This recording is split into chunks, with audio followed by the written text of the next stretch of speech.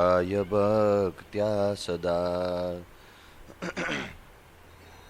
गुणातीतोऽक्षरं ब्रह्म भगवान् पुरुषोत्तमः जनो जानन्निदं सत्यं मुच्यते भवबन्धनात् शोभन्ते शुभसाधुशीलसरला निर्वेदपूर्णाक्षितो शास्त्री श्रीगुरुयोगिनोश्च परमा प्राप्ता भवद्विकृपा धृत्वा धर्मधुरा समुद्रमनसो गम्भीरनम्राविदा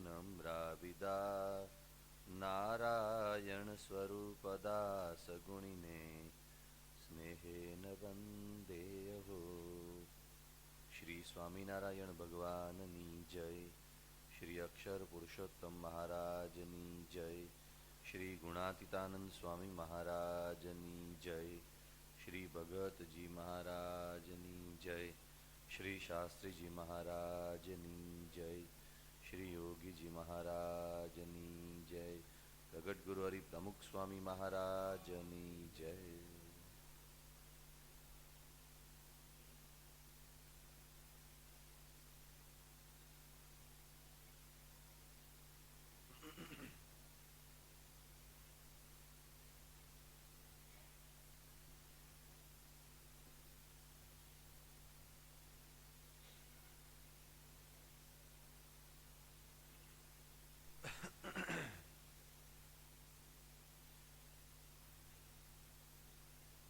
શ્રીમદ ભગવદ્ ગીતા આમ તો યુદ્ધના મેદાન માટે ભગવાન શ્રી કૃષ્ણે અર્જુનને બળ આપવા માટે ઉચ્ચારેલી વાણી છે, પરંતુ જીવન સંગ્રામમાં લડતા પ્રત્યેક માણસ માટે એ ગીતા અર્જુન જેટલી જ ઉપયોગી છે. ગઈકાલે આપણે તે જોઈ રહ્યા હતા કે ભગવાન શ્રી કૃષ્ણ અર્જુનને એમ સમજાવી રહ્યા છે, તારે તારો જે ધર્મ છે તે બજાવવો જ રહ્યો. સ્વધર્મે નિધનમ શ્રેય. સ્વધર્મમાં તારું શ્રેય છે, સ્વધર્મમાં તારું કલ્યાણ છે, સ્વધર્મમાં તારું હિત છે. અત્યારે તારો ધર્મ લડવાનો છે તો તારે લડવું જ જોઈએ. અર્જુન સામે દલીલ કરી રહ્યા છે કે તમે મને ધર્મની વાત કરો છો, પણ મારા સ્વજનોને મારવા તેને ધર્મ કેવી રીતે કહેવાય? કોઈની હિંસા કરવી એ ધર્મ કેવી રીતે કહેવાય?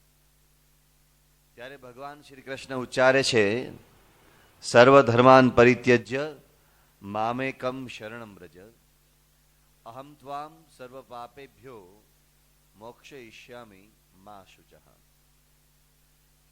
2 દિવસ પહેલા આપણે એક વાત કરી હતી કે ભગવાન કૃષ્ણે ભગવદ્ ગીતામાં કેટલાક અદ્ભુત સૂત્રો આપ્યા છે. એક સૂત્ર આપણે જોયું હતું કે તાન તિતિક્ષસ્વ ભારત. જીવનમાં સુખ દુઃખ આવે તેને સહન કરતા શીખો અથવા સહન કરી લો. ક્યારેક આપણો વાંક હોય, ક્યારેક આપણો વાંક ન પણ હોય.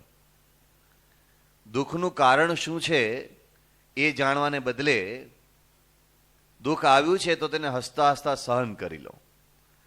દુઃખનું મૂળ શોધીને તેનો ઈલાજ કરવાનો હતો બરાબર છે, પણ દુઃખના કારણમાં ઊંડા ઉતરીને વધારે દુઃખી થવાના હો તેવું કરવાને બદલે જે દુઃખ છે તેને સહન કરી લો.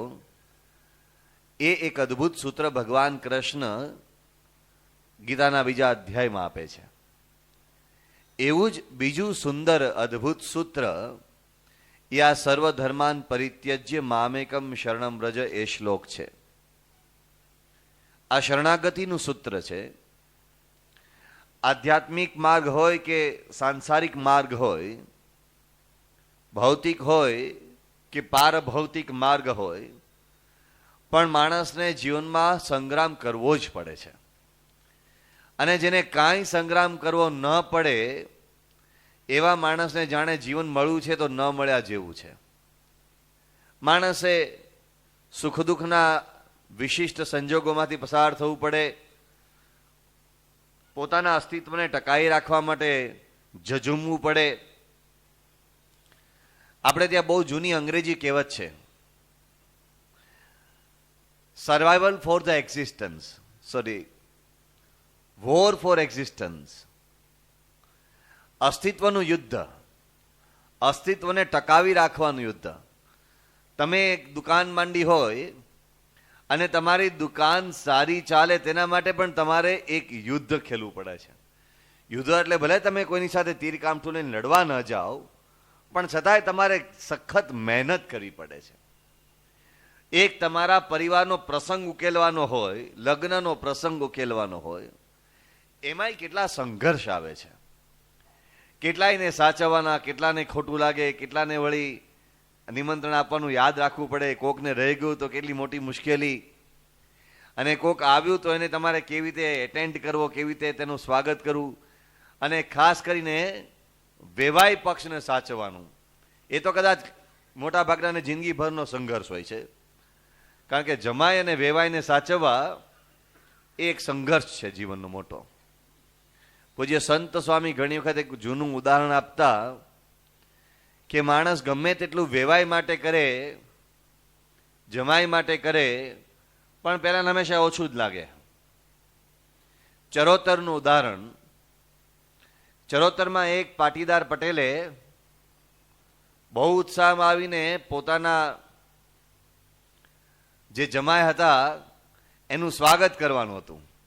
જાન આવે, વરઘોડો નીકળે અને એમાં સામયું કાઢે, જરા શોભાયાત્રા કાઢે, તો એમાં એટલા બધા ઉત્સાહમાં હતા આ કન્યાના પિતા લગ્ન પ્રસંગે કે 100 રૂપિયાની નોટોના તોરણો બાંધ્યા, અને આગળ પેલો ઢોલી ઢોલ વગાડે ને એને વચ્ચે વચ્ચે આમ કંઈક પૈસા આપે, તો પૈસા આપવાને બદલે 1000 રૂપિયાની નોટો થોકડી ઉલાળે અને એમાંથી બધા ઢોલીઓ વીણે, અને 32 જાતના પાક ને 77 જાતના શાક ને જે બધી ઉપમાઓ અપાતી હોય છે તેવી ડીશ તૈયાર કરી હતી.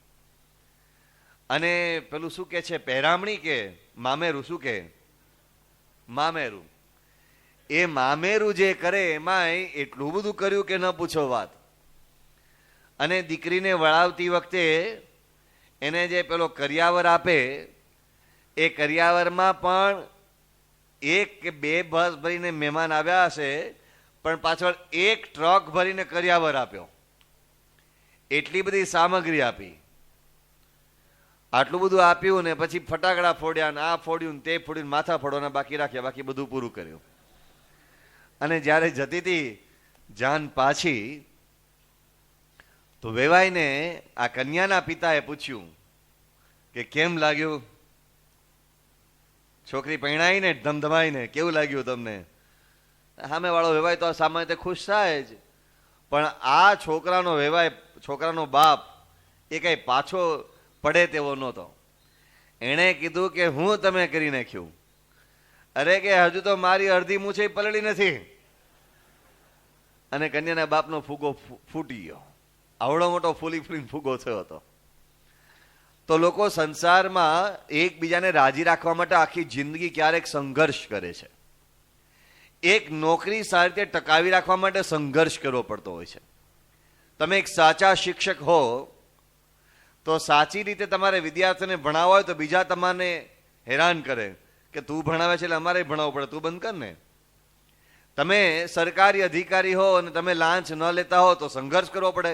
લાંચ લેવામાં સંઘર્ષ નથી કરવો પડતો, પણ લાંચ ન લેવી એમાં સંઘર્ષ કરવો પડે. કારણ કે તમને બધા કીડીઓની જેમ ફોલી ખાય કે તું નથી લેતો તો મારા રોટલા ટળે છે ભાઈ. તો એવા જીવનના અનેક પ્રસંગોએ સંઘર્ષ રહે છે.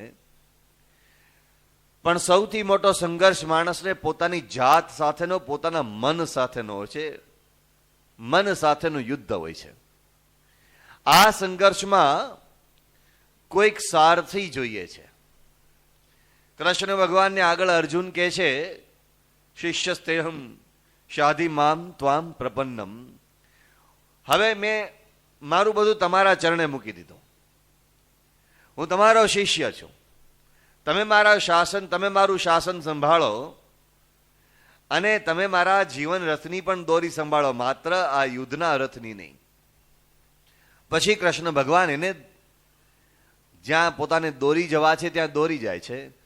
એમ આપણા જીવન સંગ્રામમાં, જીવન સંઘર્ષમાં પણ કોઈક ગુરુ હોવા જોઈએ, જેને આપણે આપણા જીવનની દોરી સોંપી શકીએ, આપણા જીવનના રથનું સુકાન સોંપી શકીએ. આપણે ક્યાં કૃષ્ણને શોધવા જવાના, પણ એવા સાચા ગુરુ એ ભગવાનની ગરજ સારે છે.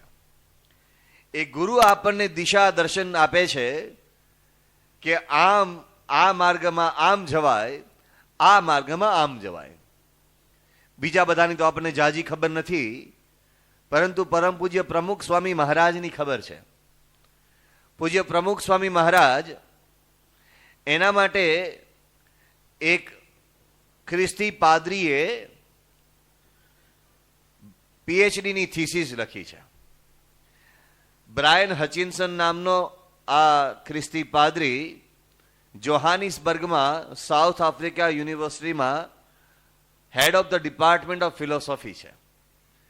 આ માણસે જે થીસીસ લખી, મહાનિબંધ લખ્યો પ્રમુખ સ્વામી મહારાજ ઉપર, ખ્રિસ્તી પાદરી છે પણ એ બહુ અદ્ભુત નિબંધ લખ્યો છે.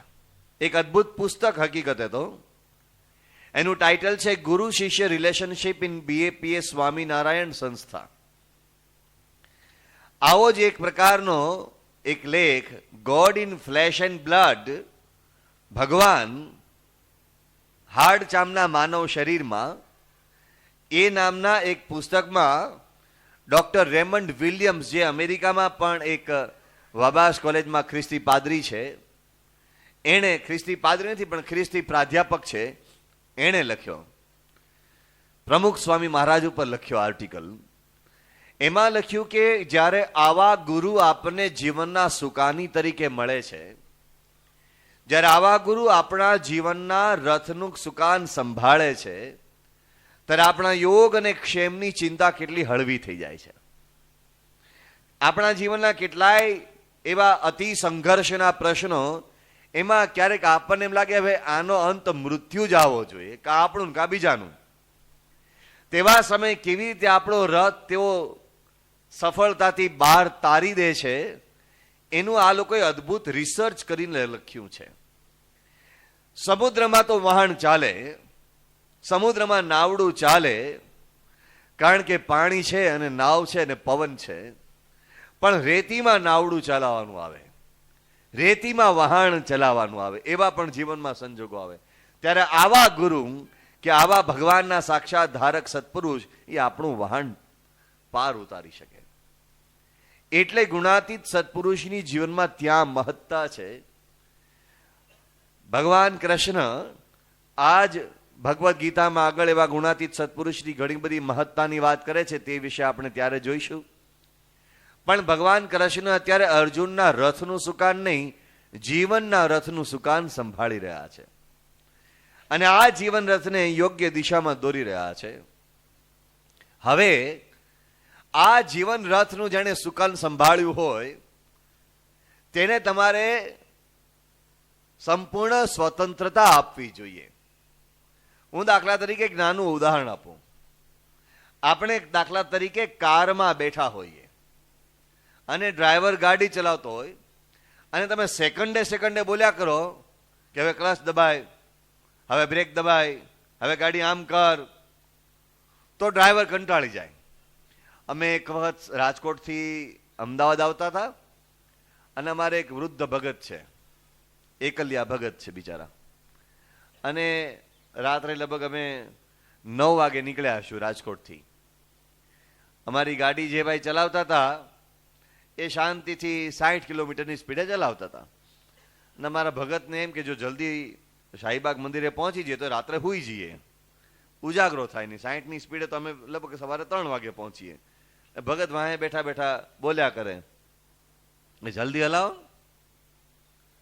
પછી એમાં જે ડ્રાઈવર ભાઈ હતા એ તો એમ જ ચલાવતા હતા, એમાં કઈ બહુ 60માંથી 61 નહોતી થતી સ્પીડ.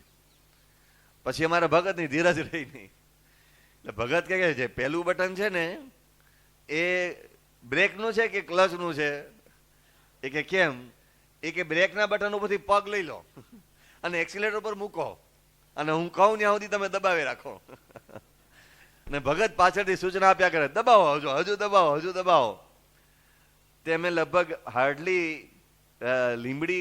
લીમડી શું આવે, ચોટીલા પાસે પહોંચ્યા હશું અને ડ્રાઈવરે ગાડી ઊભી રાખી દીધી અને ડ્રાઈવર ઉતરી ગયો અને કે ભગત ઉતરો હેઠા. ભગત કે કેમ? કે આવો આવો ઉતરો. પછી તમે આગળ બેસી જાઓ, હું પાછળ બેસું છું, કે તમે ચલાવી લો ગાડી. એ કે કેમ? એ કે તમે પાછળથી કે કરો છો ને કહેતા તમે ચલાવો ને મને નથી ચલાવતા આવડતું. મને 60 થી ઉપર ચલાવતા નથી આવડતી, મને ઓછું દેખાય છે, મોતિયો આવ્યો છે, ઠકાવટ જગ્યાએ અડાડી જવું. તો કે ના તો 45 હલાવો, મને કઈ વાંધો નથી. તો કે તો પાછળથી કે કરો છો એટલે મેં તમને કીધું તમે ચલાવી લો ભાઈ સાહેબ. ડ્રાઈવરને તમારે સ્વાયત્તતા આપવી પડે. તમારા કોઈ કન્સલ્ટન્ટ હોય એ તમે એટલા માટે કન્સલ્ટન્ટ રાખો કે જે તમને ગાઈડ કરે. પણ તમે કન્સલ્ટન્ટને ગાઈડ કરો તો કન્સલ્ટન્ટ ખીજાય. અમારે ડોક્ટર એમટી મહેતા ઓર્થોપેડિક સર્જન એવા હતા. એક સંતને જરા દુખાવો હતો અહીંયા, ત્યાં લઈને ગયા. સંતને પૂછ્યું કે શું થાય છે? એમટી મહેતા બહુ કડક સ્વભાવના ડોક્ટર, આમ ઓર્થોપેડિક સર્જન, આખા ભારતના ઓર્થોપેડિક સર્જન એસોસિએશનના ચેરમેન. પૂછ્યું શું થાય છે? એ પેલા કે મને સાયટિકાનો દુખાવો થાય છે. જતા રહો, મારે તમને તપાસવા. ભાઈ શું પ્રશ્ન શું થયો? અમે શું ભાઈ પાપ, શું ભૂલ, શું અમારો ગુનો શું? એ કે તમને ખબર જ છે તમને શાનો દુખાવો થાય, દવા લઈ લો. તમારે મને રોગના ચિહ્નો કહેવાના, રોગનું નામ નહીં કહેવાનું. હું ડોક્ટર છું, હું છું તમે છો. અને એવા ખીજાણા બધું તમારે કરવાનું. હજુ તમે એમ કહો મને દુખે છે, પછી હું તમને પૂછું ક્યાં દુખે છે ને કેવું દુખે છે, પછી તમે આગળ બોલો. રોગ તમે તો રોગ કહી દીધો, તમને સાયટિકા થયો છે, નીકળી જ જાઓ, મારે દવા કરવી જ નથી. અમારી સાથે ડોક્ટર બાજીડા સાહેબ હતા. એ કે સાહેબ હવે આ તો એ ભૂલથી બોલાઈ ગયું છે. તો કે ના ના ના ના, એ ભૂલ નથી, એને ખબર પડે, જાજી ખબર પડે, મારા કરતા જાજી ખબર પડે, લઈ જ જવાય છે. હું આવા દર્દીને તપાસતો જ નથી કે જે દોઢ ડાયા દર્દીઓને તપાસવાના નહીં. હવે આ તો સંત હતા, બિચારા નવદીક્ષિત હતા.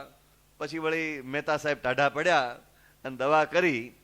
પણ તમારે ગુરુ જેને સ્વીકારવાના હોય, કે ભગવાન તરીકે જેને સ્વીકારવાનું, જેને તમારા જીવનનું સોપાન સોંપવાનું હોય, ત્યાં સંપૂર્ણ શરણાગતિ કરી દેવાની. હું કહું એમ તમે કરો નહીં, તમે કરો તેમ હું કરું, એવી શરણાગતિનો મહારાજ ભગવાન કૃષ્ણ મંત્ર ઉચ્ચારે છે. મામ એકમ શરણમ વ્રજ, તો મારા જ શરણે આવો. મહત્વની વાત તે છે, એની આગળનું જે વાક્ય છે અથવા અર્ધ વાક્ય છે તે બહુ જ મહત્વનું છે. એમ કે છે સર્વધર્માન પરિત્યજ્ય. ભાઈ તમે બધા ધર્મ છોડી દે, પણ મામ એકમ શરણમ વ્રજ એમ કહેવા માંગે છે કે તું તારા મનના શરણમાંથી પણ નીકળી જા, તારી બુદ્ધિના શરણમાંથી પણ નીકળી જા, તારી આવડતની શરણ એના શરણમાંથી પણ નીકળી જા.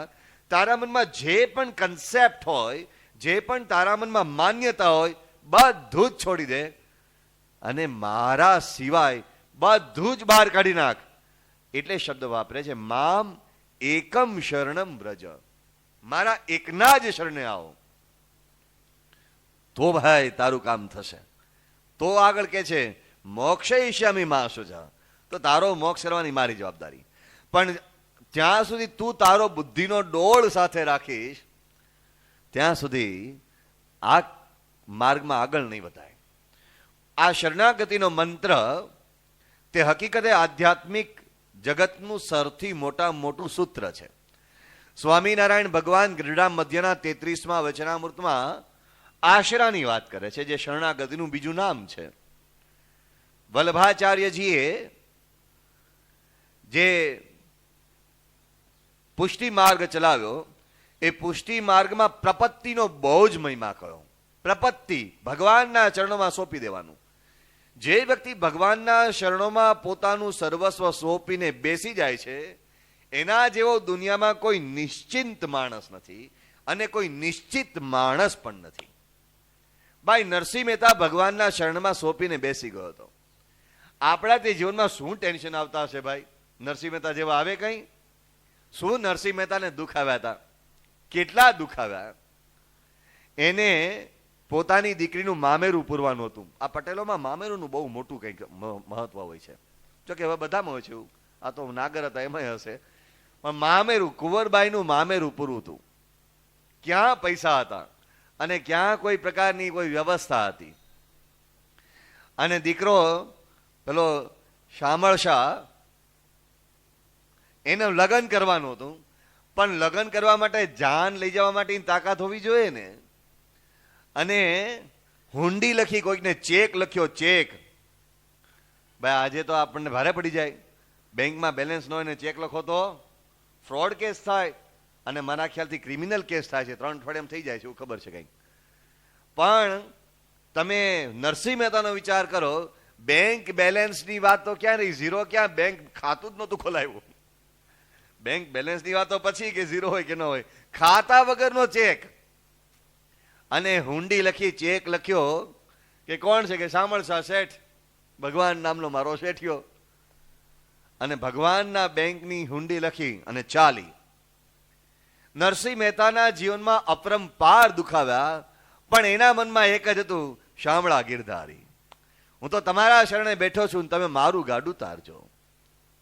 આપણા જીવનમાં દુઃખ આવે છે ત્યારે જો આ શરણાગતિનો મંત્ર આપણા હૃદયમાં દ્રઢ હોય તો કાળ કર્મ ને માયા આપણું કાંઈ બગાડી શકે નહીં.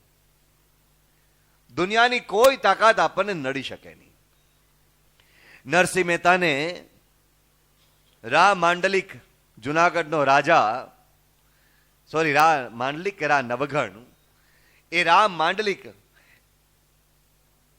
માંડલિકે નરસિંહ મહેતાને બોલાવીને કહ્યું કે તું બહુ મોટો ભગત થઈ ગયો છે અને તું આ તારા દામોદર ભગવાનની બહુ ભક્તિ કરે છે, પણ જો તારો દામોદર ભગવાન સાચો હોય તો એક રાતની તને મહેતલ આપું છું.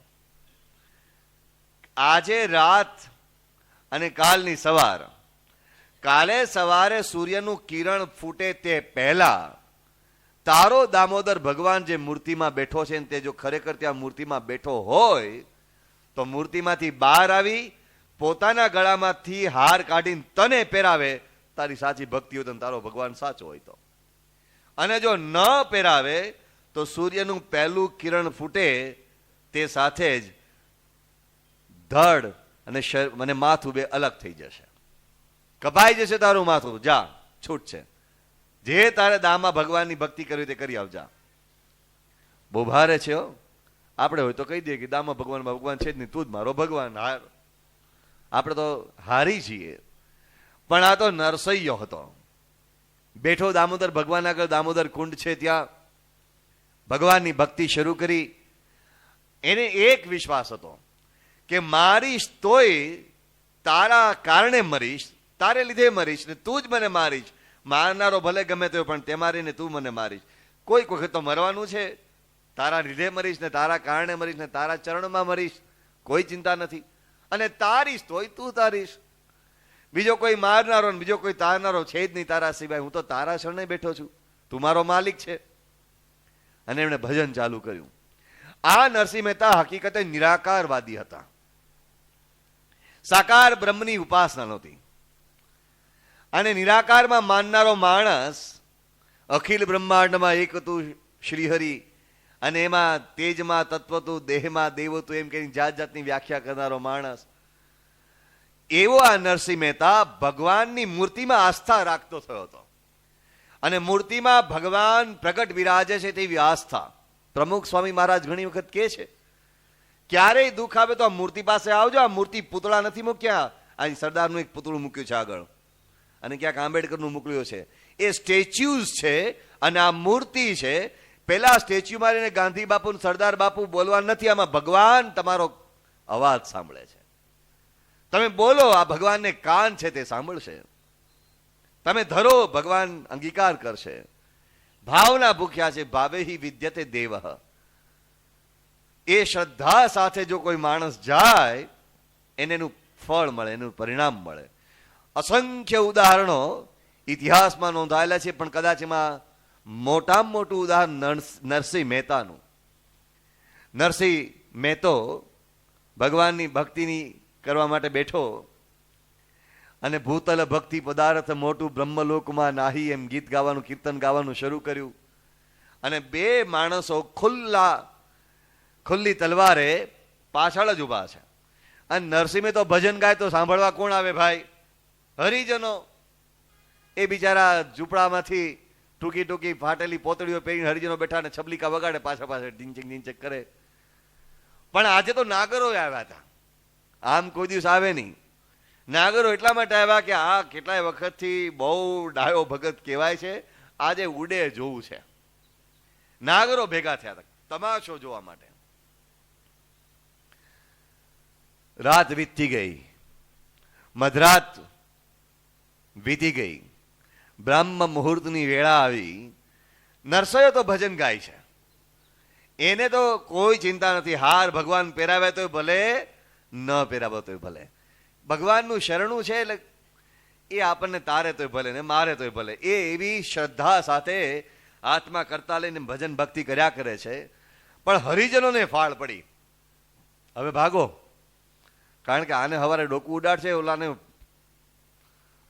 સૈનિકને કઈ વધારે પડતી તે દિવસે શું હવારે પોરમાં કઈ વધારે પડતી મતી ખરાબ થઈ ગયો, ભેગું ભેગું આપણું કંઈક થાય. એટલે હવે આપણે એક પછી ઉઠવા માંડો. અને પેલા નાગરો કહેવા માંડ્યા કે એ હરિજનો ભાગો ભાગો, આ તો હમણાં હવારે મરવાનો છે, ભેગા તમે મરશો. એટલે ધીમે ધીમે ખાલી થવા માંડ્યા, એક પછી એક ખાલી થવા માંડ્યા. નાગરો તો ઉભા રહ્યા થોડાક ખેલ જોવો તો. નરસિંહો મરે તે ખેલ જોવો તો. કારણ કે બ્રાહ્મણ થઈને હરિજનોના ઘરે જઈને ભગત મોટો થયો છે, બહુ મોટો શ્રદ્ધાળુ કહેવાય છે, જોયો તો ખરા. અને એમાં હવે ધીમું ધીમું આછું આછું આકાશમાં અજવાળું થવા લાગ્યું. હવે તો નક્કી થઈ ગયું હવે કઈ આ દામોદર ભગવાન કઈ મૂર્તિમાંથી બહાર આવવાનો છે નહીં ને આને હાર પહેરાવાનો છે નહીં. આ મૂર્તિ તો પથ્થર કહેવાય, મૂર્તિ તો પૂતળું કહેવાય. એના શરણે બેસવાથી થોડું કઈ આપણું કામ થતું હશે.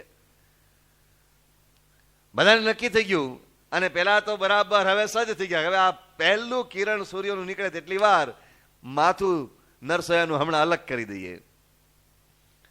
અને નરસૈયો છેલ્લું પદ ઉપાડે છે. જે ગમે દેવ જગત ગુરુ જગદીશને તે તણો ખરખરો ફોક કરવો, આપણો ચિંતવ્યો અર્થ કાંઈ ન વસરે, શાને ઉદ્વેગ ઉર ધરવો. ભાઈ આપણા જીવનમાં શું ચાલે છે? જે કાંઈ કરતા અર્થા છે તે પરમાત્મા છે, એમની ઈચ્છાથી જ અનંત કોટી બ્રહ્માંડનું સંચાલન થાય છે. મારા જીવનું પણ એ જ સંચાલન કરે છે. આપણો ચિંતવ્યો અર્થ કાંઈ ન રસરે. આપણે ગમે એટલી ઉપાધિ કરીએ, ગમે એટલી ચિંતા કરીએ, આપણાથી થોડું ભાઈ કંઈ થાય છે? શાને ઉરે ઉદ્વેગ ધરવો. અને એમાં કે છે જેહના ભાગ્યમાં જે સમયે જે લખ્યું તેહને તે સમયે તે જ પહોંચે. જેના ભાગ્યમાં જે સમયે જે લખ્યું એને પહોંચે. આપણા હાથમાં તો કંઈ છે નહીં, કાંઈ વાંધો નહીં. કેટલું સરસ બોલે છે, જે ગમે દેવ જગદીશને તે તણો ખરખરો ફોક કરવો. આમાં શું ખરખરો કરવો? ભગવાન તમે જેમ રાજી, મને મારીને રાજી તો રાજી, અમે રાજી. છેલ્લું પદ ગવાઈ રહ્યું હતું અને છેલ્લી કડી ગવાઈ હતી, ભણે નરસૈયો, એમ છેલ્લું હજુ પંક્તિ રચતા હતા. અને સૂર્યના કિરણને હવે બહાર આવવાની હાર્ડલી એકાદ ક્ષણ બાકી છે. અને દામોદર ભગવાન મૂર્તિમાંથી સાક્ષાત પ્રગટ થયા અને નરસિંહ મહેતાના ગળામાં હાર પહેરાવ્યો અને ઇતિહાસ રચાઈ ગયો. મૂર્તિમાં ભગવાન પ્રગટ બિરાજે છે આપણી શ્રદ્ધા, છે આપણો વિશ્વાસ. આવી શ્રદ્ધા અને આવા વિશ્વાસ સાથે જો ભગવાનનું શરણું લીધું હોય તો ભગવાન ચોક્કસ આપણી રક્ષા કરે. નરસિંહ મહેતાને ભગવાનની અનન્ય આસ્થા, ભગવાનનું અનન્ય શરણું, ભગવાનની અનન્ય શરણાગતિ હતી. આપણી પાસે અનન્ય શરણાગતિ ક્યાં છે? 500 વર્ષ પહેલા નરસિંહ મહેતાની પ્રાર્થના સાંભળીને ભગવાન મૂર્તિમાંથી બહાર આવે તો આજે મૂર્તિમાં ભગવાન નથી, આજે મૂર્તિમાં ભગવાન છે. આજે મૂર્તિમાંથી ભગવાન બહાર આવે, પણ નરસિંહ મહેતા જેવી શ્રદ્ધા આપણી પાસે છે કે નહીં, એ મહત્વની બાબત છે. ભગવાન કૃષ્ણ એ કહે છે તું મારામાં એવી શ્રદ્ધા રાખ કે હું તારું ભલું કરીશ જ, અને હું જ તારું ભલું કરીશ, અને તું હવે મારા જ શરણે રહે. જેને ભગવાનનું શરણું હોય છે એને જે નિશ્ચિંતતા હોય છે એ બાળક જેવી નિશ્ચિંતતા હોય છે. તમારા ઘરે નાનો બાળક હોય,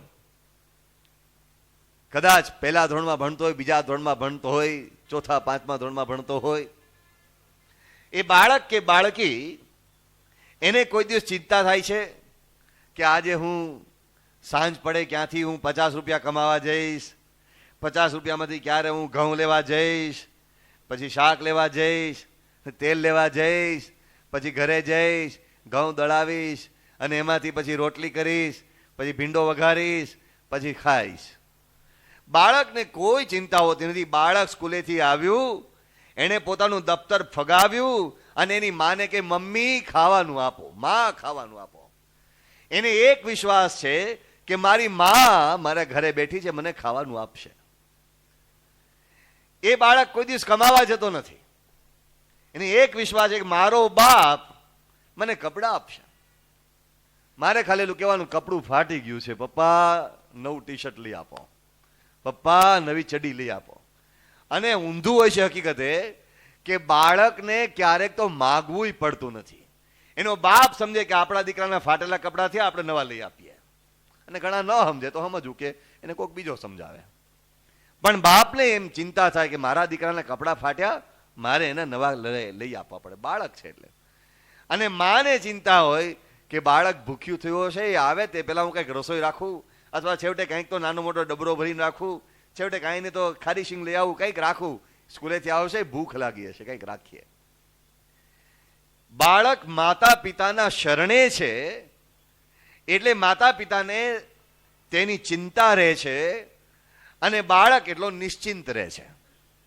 જે ભક્ત ભગવાન અને સંત ગુણાતીત સત્પુરુષના શરણે બેઠો છે એ બાળક જેટલો નિશ્ચિંત થઈ જાય છે. ગુણાતીત સત્પુરુષ તેની માં, પ્રમુખ સ્વામી મહારાજ માં અને શ્રીજી મહારાજ આપણા બાપ, સંત માતા, પરમાત્મા આપણા પિતા. જે આ માતા પિતાના શરણે નિશ્ચિંત થઈને બાળકની જેમ બેઠો છે, એનું ભરણ પોષણ, એની તમામ જવાબદારી એ માથે ઉપાડે છે. યોગક્ષેમમ વહામ્યમ આગળ ભગવાન કૃષ્ણ બોલે છે. એ આપણી બધી ચિંતા સંભાળી લે છે. પણ હવે આપણે થોડું ઊંધું પણ વિચારીએ. બાળક થોડો મોટો થઈ જાય, ઉંમરમાં હળવે હળવે મોટો થઈ જાય અને એ પછી સ્વતંત્ર થઈ જાય, થોડોક જરા કમાતો થઈ જાય, જરા લગ્ન પણ તમે કરાવી દો, પછી તમે એની ચડી લેવા જાઓ. ભાઈ તમે અત્યાર સુધી ચડી લઈ આવતા નાનો તો ત્યારે, પછી ખબર કે હવે એની જાતે કરી લેશે. પછી તમે સામે જમાડવા બેસો શાંતિથી, હવે જાતે જમી લેશે, મોટો થઈ ગયો છે, હવે આપણે ચિંતા નથી. અને તમે સામે જમાડવા બેસો તો કે શું સામે બેહી રહ્યા, તમે જાઓ ને, મારું કામ કરવા દો ને. એ સામે ખીજાય. એને હવે સ્વતંત્રતા જોઈએ છે. એ જેમ સ્વતંત્ર થયો તેમ તમે એની ચિંતા પોતાના માથા પરથી કાઢવા લાગ્યા. અને એ જેમ સ્વતંત્ર થયો તેમ પોતાની ચિંતા એ માથે લેતો થયો. આપણે જો આપણી ચિંતા માથે લઈને ફરીએ તો ભગવાનને નિરાતો, ભગવાન કે સારું તો કુટ્યા કરતું, અમને કોઈ વાંધો નથી. આ જે કંઠી જે પહેરાવવામાં આવે છે, લોકો ઘણા કંઠીનો નિષેધ કરે છે. અમે કંઠીમાં માનતા નથી. મારા ખ્યાલથી એ દુનિયાના સૌથી મોટા મૂર્ખા માણસો છે જે લોકો એમ કે છે અમે કંઠીમાં માનતા નથી. આ કંઠી શું છે ભાઈ? આ કંઠી તમે ગળામાં કોઈ સોનીને ત્યાંથી ખરીદીને ચેન પહેરો તેવી કોઈ શોભા છે? આ કંઠી ઘણાને બધાને જાત જાતના શોખ થાય એવા સુશોભનો કરવાની, એવું કોઈ સુશેભન છે? આ કંઠી એ હું ભગવાનનો બાળક છું, ભગવાનના શરણે બેઠો છું, ભગવાનનો આશ્રિત છું, ભગવાન મારા માલિક છે, ભગવાન મારા આશ્રય દાતા છે, એવી ભાવના નિરંતર રટવા માટેની આ કંઠી છે. આ કંઠી એ કોઈ કાળો દોરો નથી, મંત્રેલો દોરો નથી.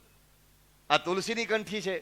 પણ આ કંઠી જ્યારે ગળામાં હોય છે ત્યારે ભગવાન એમ સમજે છે આને મારો આશ્રય છે, આ હવે મારો આશ્રિત છે.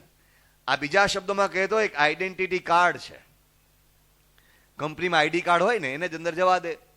આ આઈડી કાર્ડ છે ભગવાનના શરણ સુધી પહોંચવાનું.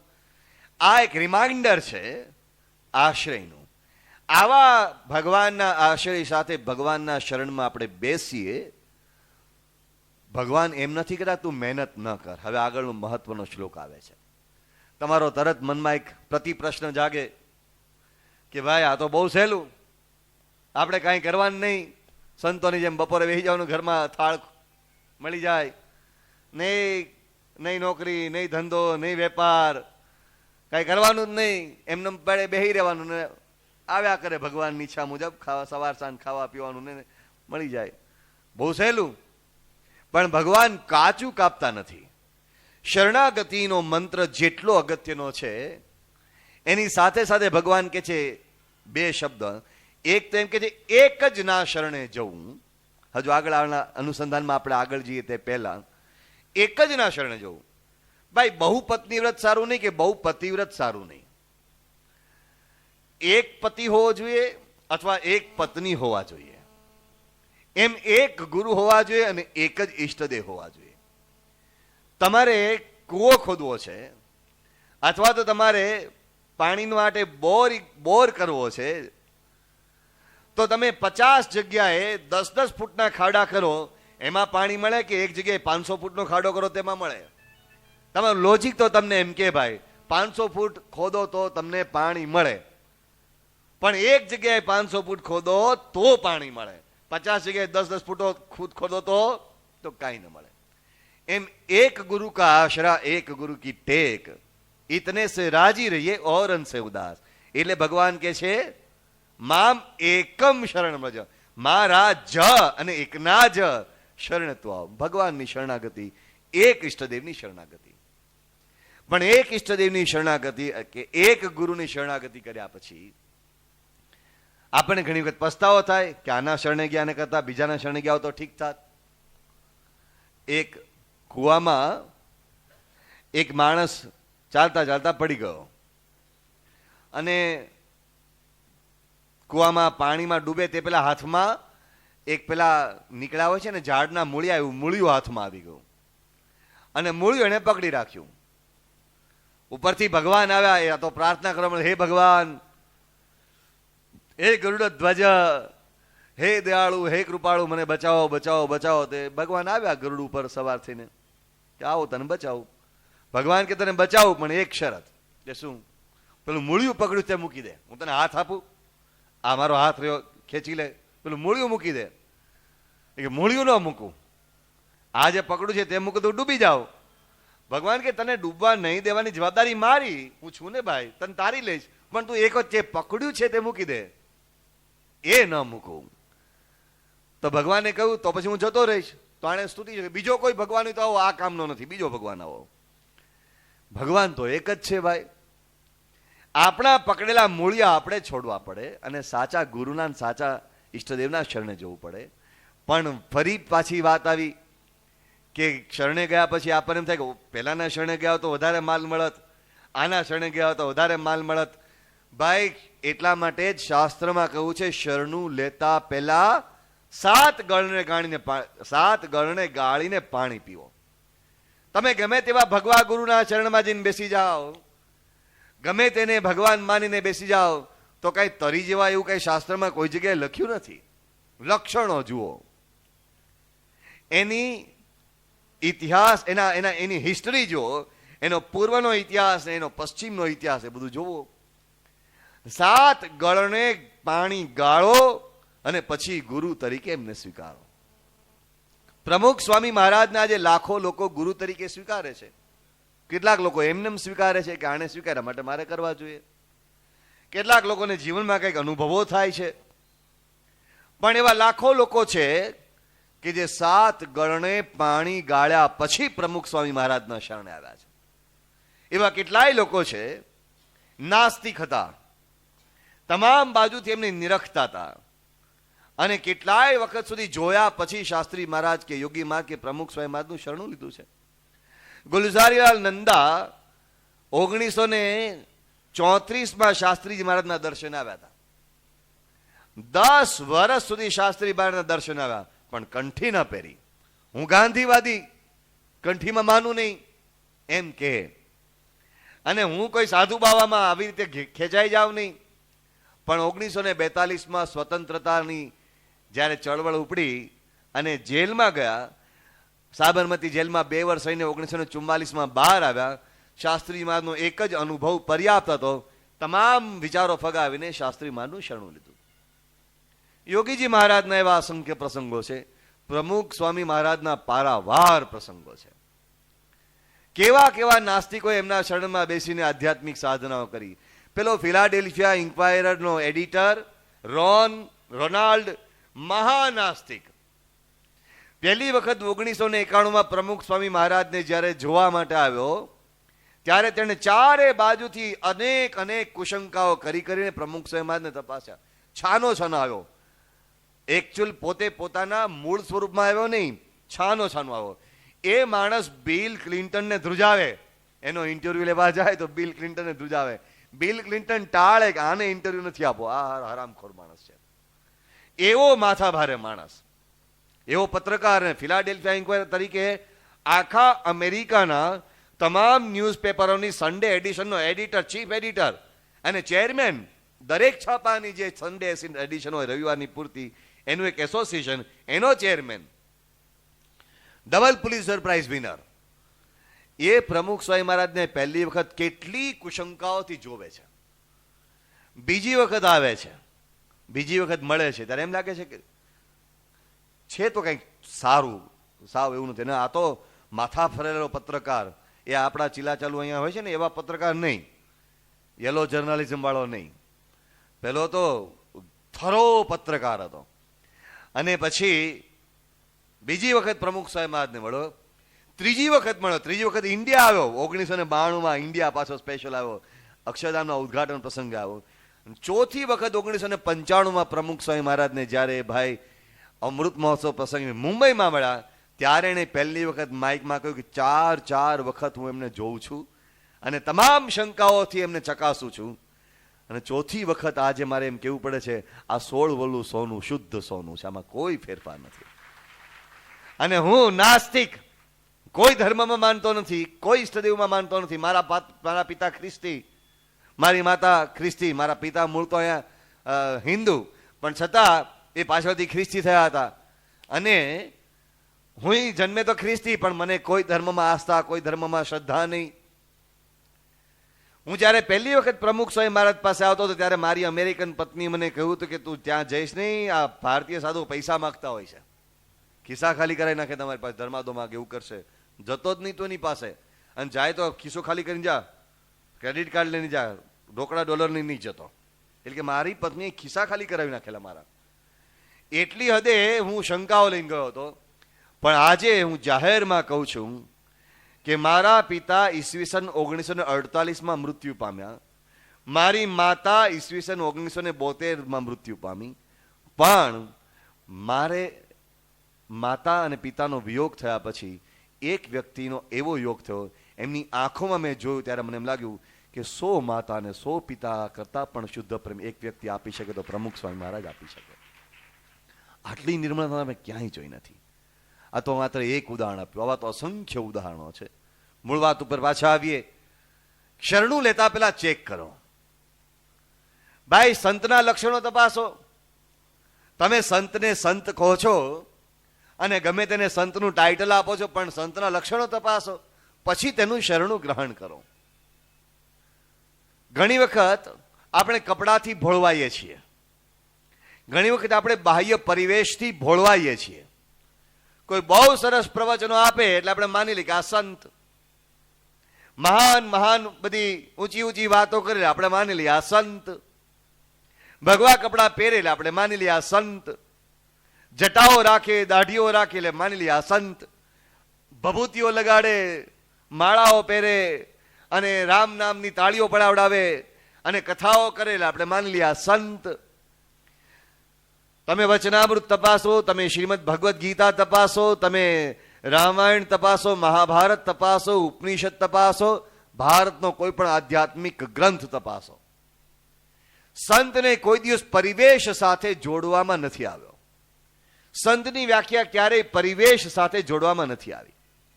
સંતની વ્યાખ્યા લક્ષણ સાથે જોડવામાં આવી છે. બાહ્ય પરિવેશ ક્યારેક ભગવા કપડા હોય પણ ખરા, ક્યારેક ભગવા કપડા ના પણ હોય. પ્રાગજી ભક્તે ક્યાં ભગવા કપડા પહેર્યા હતા? ક્યારેક મુંડન હોય પણ ખરું, ક્યારેક મુંડન ના પણ હોય. ક્યારેક જટાઓ વધારી હોય, ક્યારેક દાઢી હોય કે ના પણ હોય.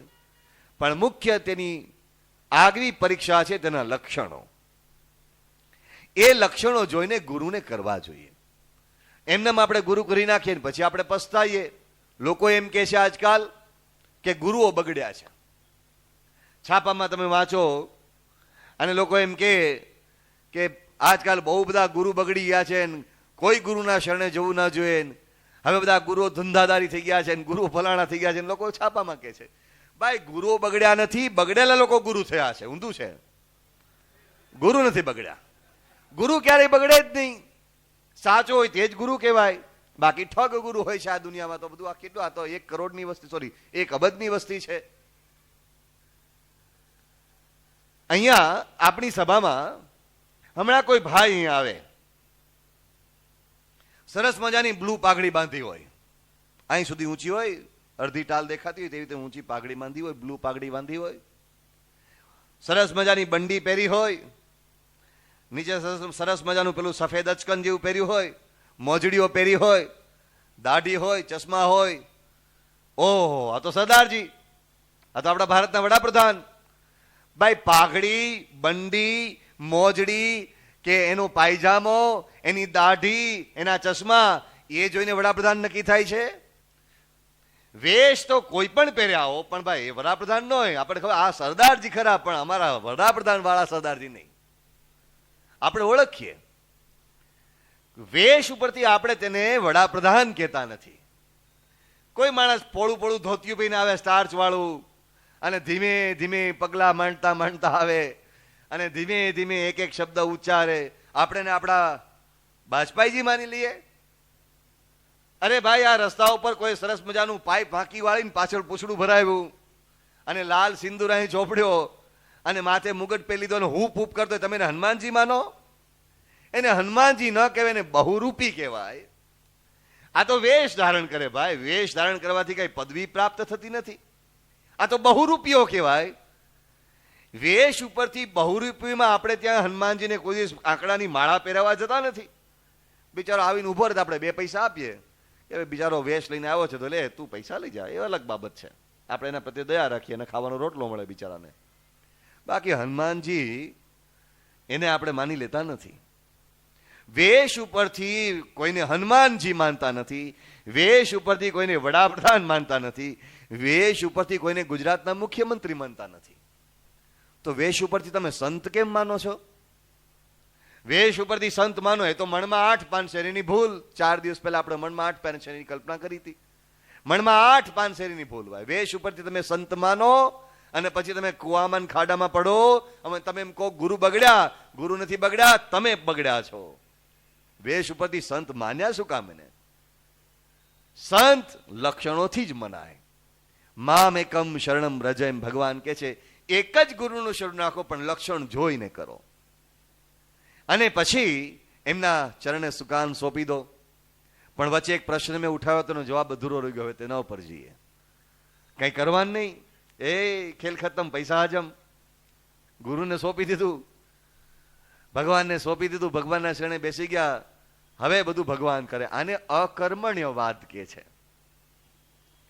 ભારતીય સંન્યાસીઓમાં ક્યારેક અકર્મણ્યતા પ્રવેશી હતી. કાંઈ કરવાનું નહીં. લોકો આપણા પગ દબાવીને સીધું આપી જાય, બાપજી બાપજી કહીને તમને જમાડી જાય, આપણે ખાલી બેઠા રહેવાનું, ફાંદ ઉપર હાથ ફેરવ્યા કરવાની. આવું અકર્મણ્ય એક પ્રવેશી ગયું. ધર્મના નામે લોકો, અકર્મણ્યતાના નામે લોકો આળસને પોષવા લાગ્યા. પણ કૃષ્ણ ભગવાન બીજો શ્લોક પાવરફુલ બોલે છે, જે તમને બધાને આવડે છે. તમારા બધામાંથી ઘણા બધા એ પોતાના ઘરમાં વસાવ્યો પણ હશે, ઘણા બધા કોકના બીજાના ઘરમાં પણ ક્યાંક દિવાલો પર લખાવ્યો હશે. કર્મણ્યેવા ધિકારસ્તે મા ફલેશુ મા કર્મ ફલ હેતુર્ભુઃ માતે સંગોસ્ત્વ કર્મણી. અદ્ભુત શ્લોક છે ભાઈ. ભગવાનના શરણે ગયા પછી કામ તો કરવાનું જ. અમે સાધુ થયા. લોકો સાધુ શું કામ થાય? નમળું ખાવાનું થયા બાવાય, આપણે જૂની જાણીતી પંક્તિ. સાધુ એટલા માટે થાય કે ખાવાનું મળે ને કામ કરવાનું નહીં. પણ પ્રમુખ સ્વામી મહારાજે સંતોમાં આ વ્યાખ્યા ખોટી પાડી. સાધુ થયા પછી કામ કરવાનું, બેસી નહીં રહેવાનું ભાઈ. સાધુ થયા પછી પરસેવો પાડો સવારથી સાંજ સુધી કર્મણ્યવા અધિકાર. કર્મ તો કરવાનો જ, પણ કર્મની આગળ ટાઇટલ માળ્યું ભક્તિરૂપ કર્મ છે. આપણે કર્મની વિભાવના પર આગળ જઈશું હમણાં. માણસે કર્મની થિયરીને સમજવી જ જોઈએ.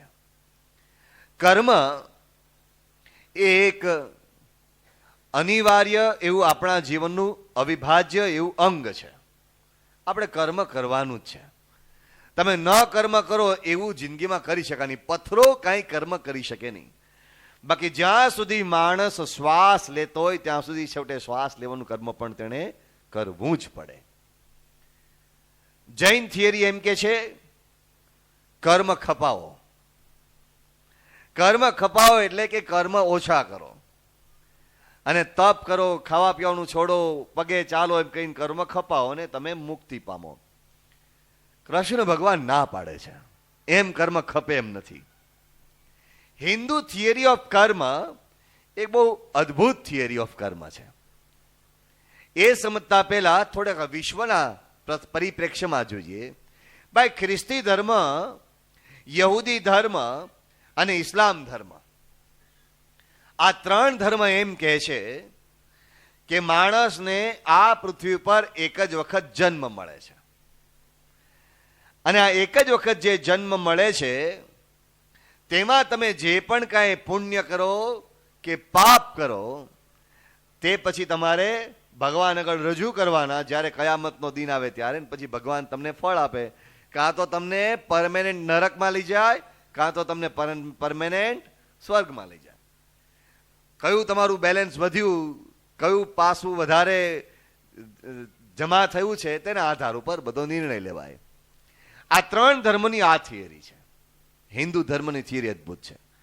આજે તમે જે કર્મ કરો એનું ફળ આજે નહીં તો કાલે ને કાલે નહીં તો પરમ દિવસે ગમે ત્યારે તમને ફળ મળે ને મળે જ. અને જે ફળ તમે આ જન્મે ન ભોગવી શકો તો બીજો જન્મ છે ભાઈ, આવો બીજા જન્મે, જેને યુનિવર્સલ લો કહેવામાં આવે છે. યુનિવર્સલ લો એટલે કે વૈશ્વિક નિયમ, એમાં કોઈ મિનમેક, એમાં કોઈ ફેરફાર થઈ શકે નહીં. તમે કર્મ કરો અને ફળ ભોગવવું જ પડે. ઘણા લોકો એમ માનતા હોય છે કે આપણે કર્યું કોઈ જોયું નથી, કોઈને ખબર જ પડી. આપણે અંધારામાં ચોરી કરી, કોઈ જોયું નથી. લોકો એમ કે છે ચોરી કરવી તે ગુનો નથી, પકડાવું તે ગુનો છે. પણ ભાઈ, તમે એમ માનો છો કે તમને કોઈ જોયું નથી, પણ ભગવાનનું એક અદ્ભુત સુપર કમ્પ્યુટર છે. Each and every did is noted and justified. એક કર્મ નોંધાય છે અને તેનું જસ્ટિફિકેશન અપાય છે. કર્મ એનું ફળ કદાચ તાત્કાલિક ન મળે. કેટલાક કર્મ એવા હોય છે જેનું ફળ તમને તાત્કાલિક મળે. તમે કોઈકને ગાળ દો તરત ફળ મળે, સામે બીજી બે મળી જાય. કોઈકને તમે ઉગામીને મારો તો જો શું ફળ મળે છે. અમારે એક યુવક છે, કરજીસરનો યુવક છે, બાપુનગરમાં રહે છે. એ કે મેં જિંદગીમાં કોઈ દિવસ કોઈના ઉપર હાથ નહોતો ઉપાડ્યો, પણ એક વખત નક્કી કર્યું આજે તો ઉપાડવો જ છે. કોલેજમાં કંઈક થયું અને મનમાં સમસમી ગયું આજે હાથ ઉપાડવો છે. તો જરા કરાટે શીખતો હતો પાછો, અને કરાટે શીખીને જરા મજબૂત થયો હતો. પણ કે હવે કરાટેની તાલીમ આપવામાં આવે ત્યારે પહેલો એક નિયમ શીખવામાં આવે છે કે કોઈ વ્યક્તિ તમને મારવા માટે આવે તો તમારે ભાગવાનું, ઊભા નહીં રહેવાનું. કારણ કે તમારે એને મારવાનો નથી અને કદાચ એ તમને પહોંચી જાય તો તમારે માત્ર સ્વ બચાવ કરવાનો, એના ઉપર હાથ ઉપાડવાનો નહીં. એવું કરાટેની તાલીમમાં પહેલું વાક્ય શીખવવામાં આવે છે. આ વાક્ય તો એને ખબર હતી, આમ તો પેલા માઈક આંગલો હતો, પણ પછી આ વાક્ય શીખ્યો ને કરાટે શીખ્યો કે મારો તો નહોતો, પણ તે દિવસે બરાબર સમસમી ગયો. આજે તો આ કોલેજ છૂટે એટલે પતાવાત થીપ વાત છે. એટલે એક જણા સાથે એને વેર બંધાયું હતું અને ટીપ્યો બરાબર, અને જેટલી કરાટેની ટેકનિક શીખી હતી ને બધી અજમાવી નાખી. પછી પહેલો તો માર ખાઈને નવરો થઈ ગયો અને પછી આ દાદાને જેમ ઊભો રહ્યો અને પછી ખબર પડી કે આપણી પાસે જબરદસ્ત તાકાત છે. અરે આજ પછી તો જે સામે આવો આજ સુધી આપણે આ તાકાત અજમાવી જ નહોતી. હવે તો હા આપણી પાસે તાકાત છે, આજે આપણને ખબર પડી. હવે જિંદગીમાં કોઈ આપણી સામે આંખ તો ઊંચી કરીને જોવે, અરે બહાર કાઢીને હાથમાં પકડાઈ દઈશું. આવી જરા મનમાં હોશિયારી આવી ગઈ. હજુ તો કલાક જ પૂરો થયો. પેલો જે બરાબર ટૂટી વાળી પડે તો ને ઉભો થઈને ગયો, અને કલાક તે આ તો પછી પેલો કેન્ટીન ઉપર ચા પીવા રોકાયો હશે, એનું કઈ કરવા રોકાયો હશે, કલાક થઈ અને 10 જણ આવ્યા અને જે દેવાવાળી કરી એવો માર્યો. પછી બીજે ત્રીજે દિવસે હોસ્પિટલમાં સંતો ખબર કાઢવા ગયા. અમે ક્યાં ખબર કાઢવા? પછી પૂછીશું સ્વામી જિંદગીમાં કોઈના પર હાથ ઉપાડવો નથી, ફળ તરત મળે છે. કેટલાક કર્મનું ફળ તાત્કાલિક મળે, કેટલાક કર્મનું ફળ તાત્કાલિક ન મળે, પણ સમયાંતરે મળે. તમે આજે બીડી પીઓ ને કાલે કેન્સર ન થાય, તમે આજે તમાકુ ખાઓ ને કાલ કેન્સર ન થાય. પણ ચોક્કસ તમે બીડી પીવો, તમે તમાકુ ખાઓ એટલે કેન્સર થાય. અને જો ન થાય તો એને ભગવાનની કૃપા સમજવાની, બાકી કેન્સર નિશ્ચિત છે. ભારતમાં આ ક્ષણે 40 લાખ કેન્સરના દર્દીઓ છે. ભારતમાં એવરી યર, દર વર્ષે માત્ર સિગારેટને કારણે, માત્ર તમાકુ અને સિગારેટને કારણે દર વર્ષે 9,80,000 માણસો કેન્સરને કારણે મરે છે. આતંકવાદીઓએ તો માત્ર 49 માણસને માર્યા અને કદાચ વધારે 56 માર્યા. આખા વર્ષમાં ભારતમાં આતંકવાદીઓ કેટલા લોકોને મારતા હશે ભાઈ? કોઈ બોલો તો ખરા આંકડો. જયપુરમાં કંઈક 50 મર્યા હશે, અહીંયા 60 મર્યા હશે, અને કાશ્મીરની બોર્ડર પર 1000 માની લો. ચાલો ને આપણે એમ માનીએ કે આખા વર્ષમાં ભારતમાં 10,000 લોકોને આતંકવાદીઓએ માર્યા. પણ આ બીડી સિગરેટ વાળાઓ દર વર્ષે 9,80,000 લોકોને મારે છે. સૌથી મોટા આતંકવાદીઓ તો આ લોકો છે. આ આતંકવાદીઓને કોઈ રોકી શકતું નથી, એમાંથી કોઈ છોડાવી શકતું નથી. આ પ્રમુખ સ્વામી મહારાજ જેવા સંત અભિયાન લઈને બેઠા છે, એમના નાના પેલા ભૂલકાઓ અભિયાન લઈને બેઠા છે, કે જેમણે એક અભિયાનમાં 8 લાખ લોકોને બાળકોએ વ્યસન મુકાવ્યા. જબરજસ્ત અભિયાન કર્યું. પણ આપણે વાત કર્મની કરી રહ્યા છીએ. આજે તમે બીડી પીઓ, આજે તમાકુ ખાઓ, આજે ગુટકો ખાઓ, તાત્કાલિક કેન્સર ન થાય. અમારે પરમનભાઈ શાસ્ત્રી સંસ્થાના અમારા મુખ્ય પુરોહિત, એણે તમાકુ છોડ્યા પછી 20 વર્ષે કેન્સર થયું. મારા સુરેશભાઈ, એને 18 વર્ષે કેન્સર થયું. થાય એમાં કોઈ શંકા નથી. અને થાય એટલે એવી રીબામણી થાય કે જેની કોઈની સાથે તુલના ન થાય. તમને કોઈ હાથમાં પથ્થર લઈને અહીંયા દાંત ઉપર મારીને દાંત તોડી નાખે, મારીને ગાલ ફાડી નાખે, એના કરતા વધારે વેદના, વધારે પીડા તમાકુને કારણે, ગુટકાને કારણે થતા કેન્સરથી હોય છે. કદાચ ન મનાતું હોય તો અમદાવાદમાં સરખેજ પાસે સિવિલ હોસ્પિટલની કેન્સર સોસાયટી દ્વારા એક વિભાગ શરૂ કરવામાં આવ્યો છે, જેનું નામ છે રિટ્રીટ. રિટ્રીટની મુલાકાત લેજો ભાઈ.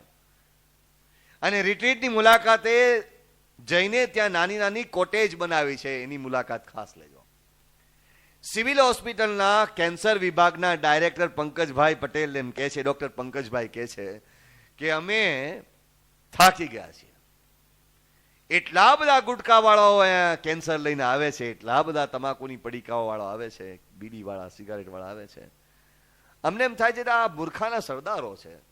દુનિયા કે છે ભાઈ કેન્સર થાય છે, હવે અમારી પાસે દોડ્યા આવો છો કેન્સરની ટ્રીટમેન્ટ કરવા માટે. ભારતમાં 40 લાખ કેન્સરના દર્દીઓ એટ એ મોમેન્ટ છે. કેન્સર સોસાયટીના આંકડા છે, નોંધાયેલા આંકડા, ન નોંધાયેલા ભગવાન જાણે.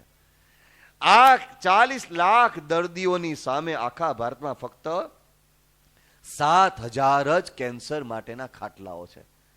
એટલી જ કેન્સર બેડ્સની વ્યવસ્થા છે. અને તેમાં પણ જે રીબાય છે, એ રીબાતા દર્દીઓને ઘરે કોઈ લઈ જવા તૈયાર નથી. એ જોવાતું નથી કોઈથી દુઃખ. એ રીબાતા દર્દીઓ હવે રાહ જુએ છે કે જલ્દી અમે મરીએ.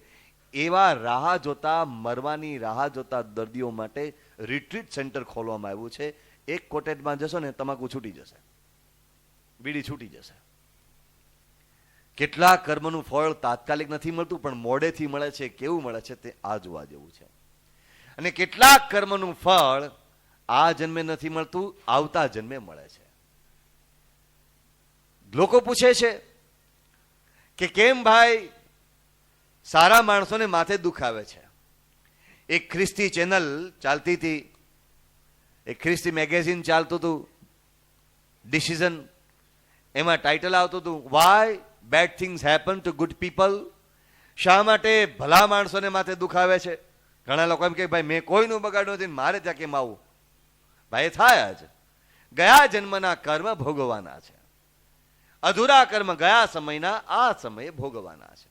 ક્યારેક એને પ્રારબ્ધ શબ્દથી પણ કહેવાય છે. અને એ પ્રારબ્ધ એ સનાતન હોય છે, ભોગવવું જ પડતું હોય છે. ઘણા લોકો એમ પૂછે કે મહેનત કરી કરીને મરી જઈએ છે, પણ પૈસો હાથમાં ટકતો જ નથી, આવતો જ નથી. એમ બનવાનું જ પ્રારબ્ધ છે. ગયા જન્મના કર્મના ફળ ભોગવવાનું જ પડશે. પણ તમે મહેનત કરતા રહો, કરતા રહો, કરતા રહો, અને પ્રારબ્ધમાં ન હોય તો પણ ક્યારેક ઈશ્વર કૃપા કરે, પરમાત્મા કૃપા કરે તો પ્રારબ્ધ હટી પણ જાય. ઘણા લોકો એમ કે તો મહેનત કરવી જ નહીં ભાઈ, એના કરતા તો જે છે ભોગવવાનું. એવું નથી. મહેનત કરતા રહો તો ક્યારેક ભગવાનની કૃપા, સંતની કૃપા થઈ જાય અને પ્રારબ્ધના આડેથી તે પાંદડું હલાવી શકે. પણ મહેનત કરવા છતાં ક્યારેક પરિણામ ન પણ મળે. પ્રારબ્ધ તમારા જીવનમાં જે પ્રારબ્ધ ગયા જન્મના ભોગવના હોય તે ભોગવવા જ પડે. ગયા જન્મમાં તમે કોકની સાથે વેર બાંધ્યો હોય આ જન્મે ત્યારે તમને પત્ની રૂપે મળે, ક્યારેક પુત્ર રૂપે પણ મળે.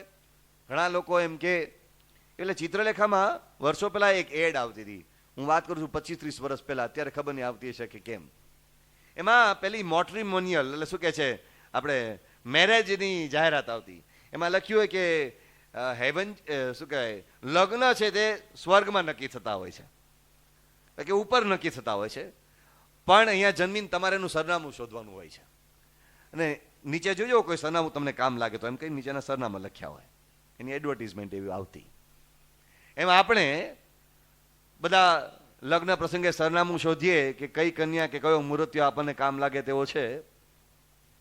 તમે 700 મૂર્તિયા શોધો અથવા 700 કન્યાઓ શોધો અને તમારા પાસે આમ આખી સરસ મજાની એક આમ યાદી હોય કે આવું જ રૂપ હોવું જોઈએ, આવા જ પ્રકારના લક્ષણ હોવા જોઈએ, અને હું આમ કહું તો આમ કરે તેવું સરસ મજાનું બધું વલણ હોવું જોઈએ. એમ તમે 700 લક્ષણો શોધીને તમે કન્યાઓ શોધો અને 700 ઘરે ભટકો કે હા આવું આપણે નથી જોઈતું, આવું પણ આવું જ જોઈએ છે. એમ 700 ઠેકાણે ફરીને પછી પણ તમે લગ્ન કરો, એ ત્યારે તમને એ જ ભટકાય જે તમારા ભાગ્યમાં લખ્યું હોય. એમાં કાંઈ ફેરફાર ન થાય. એ એની હારે જ તમારો માંડ્યો હોય. અને પૂર્વના કર્મના લેણા દેણા સારા હોય તો સારા આવે, નહીતર પછી જે માથે હાંભેલા મારે તે સહન કરવાના. પણ એની સાથે જ તમારો હથેવાળો થાય. અને તમારા ઘરે જે દીકરાનો જન્મ થાય તમે ગમે તેવી કલ્પના કરી હોય કે મારે ઘરે દીકરો રૂપાળો આવવો જોઈએ, ફલાણા કલાકાર જેવો આવવો જોઈએ, અને આમ એનું ચામડી ધોળી ધોળી આમ એ અદ્ભુત દૂધ જેવી ચામડી હોય, અને આમ સર્વગુણે સંપન્ન હોય, અને બુદ્ધિનો સાગર હોવો જોઈએ. એ કાંઈ નક્કી નહીં હું આવે. એ કાળો ભમ પણ આવે, એ બુદ્ધિનો બારદાન પણ આવે, એ રૂપાળો પણ આવે. એમાં તમારું કાંઈ જ ચાલે નહીં. તમે ગમે એટલી કલ્પના કરો ને ગમે તેટલું કરો તો કાંઈ જ ચાલે નહીં. એ પ્રારબ્ધ છે. એ ગયા જન્મે તમારે જેની હારે જે કાંઈ અધૂરા હિસાબ પતાવવા ન હોય તે જ આવે. કાં તો અધૂરા હિસાબ એ લેવા આવે હોય, કાં તો તમારે એની પાસે ઉધાર હિસાબ લેવાના હોય. એમાં કોઈ ફેરફાર થતો નથી. પેલા એક ડોક્ટર અમારે ત્યાં શાહીબાગમાં આવે છે, ત્યારે સિવિલ હોસ્પિટલમાં એક વિભાગમાં હેડ ઓફ ધ ડિપાર્ટમેન્ટ, અને માથા ભારે માણસ, અરે બધા ત્રાસી જાય એનાથી. અને એના પત્ની IAS ઓફિસર, અને આપણા આ હાલના મુખ્યમંત્રી છે ને એ જરા IAS ઓફિસર ઉપર દાબદાબ રાખે તેવા છે, પણ એના આગલા મુખ્યમંત્રીઓમાં જરા IAS ઓફિસર પ્રત્યે ભલમનશાહી ભરેલું વર્તન. એટલે IAS ઓફિસરો જરા પોતાની રીતે સ્વતંત્ર વર્તે. મને યાદ છે કે આ ડોક્ટરના પત્ની IAS ઓફિસર, એનાથી મુખ્યમંત્રી ડરતા. મુખ્યમંત્રી એમ બોલો આ IAS ઓફિસર એમ કે સાહેબ આ કામ નહીં થાય તો મુખ્યમંત્રીની પાસે દાબ આપીને કરાવી નહોતા શકતા. એવી દાદાગીરી કરવા વાળા આઈએસ ઓફિસર, અને બેવ પતિ પત્ની એકબીજાના માથા ભાંગે તેવા. પણ એનું બેવનું માથું ભાંગે એવો એને ત્યાં કુંવર અવતર્યો, અને શું રડાવે બેવ જણાને, શું રડાવે. આ બેને અમારા ડોક્ટર બાજડિયા સાહેબ પેલા સિવિલ હોસ્પિટલમાં, એટલે વારે વારે કે તમે મંદિરે આવો, સત્સંગમાં આવો, એ કે એ બધું નવરા માણસોનું કામ, મૂર્ખા માણસોનું કામ, ધર્મ ઓપિયમ કહેવાય, આવી બધી વાતો કરે. એ આવે નહીં કોઈ દિવસ મંદિરે. પણ આ કુંવર પ્રગટ થયા અને જે લેંબા લેવડાવ્યા, જે હેરાન કર્યા.